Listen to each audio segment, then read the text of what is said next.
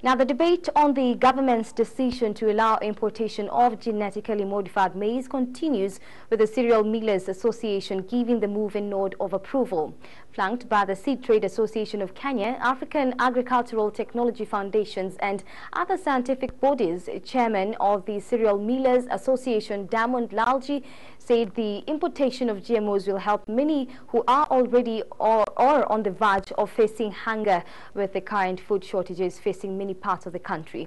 The bodies further assured Kenyans that the technology is safe since it has been used for the last 15 years.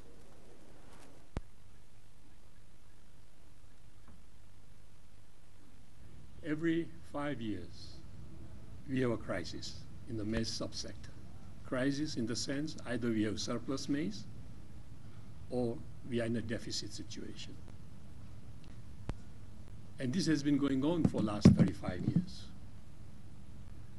Lately, because of the climatic change globally, what we found, that time frame from 5 years is narrowing to the average of 2.5 years. Now, these are very dangerous signs, because we have perpetual problem on the food deficit.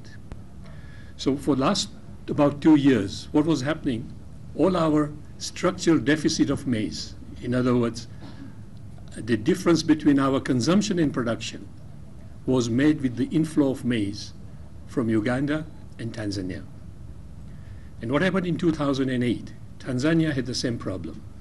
So did Uganda. Uganda found a lucrative market in southern Sudan, so all the Ugandan maize got exported from Uganda to southern Sudan. In terms of Tanzania, they banned the export to Kenya. So we were left with our structural deficit, and hence the situation we are in today. We don't have maize. Our association had offered up to 4,200 shilling a bag of maize. In spite of offering that price, we could not get adequate supplies. Because our population is growing, our food production is coming down. Like I said, we have an annual deficit of about 4 million bags. What do we do? What is medium to short term? I mean, short term, all right, we have opened up the import window, which would relieve some pressure on the prices, we hope, as soon as we get enough maize. The maize, of course, is coming from Zambia and Malawi.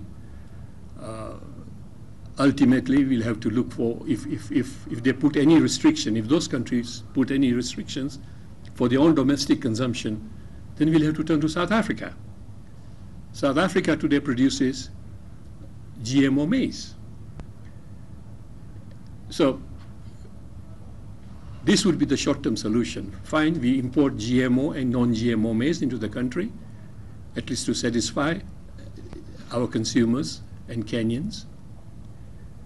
But we should also, at the same time, after having sorted out this problem, not forget it, not put all the problems under the carpet. We should seriously look into the medium to long-term solution for this country. And obviously, there are various solutions available.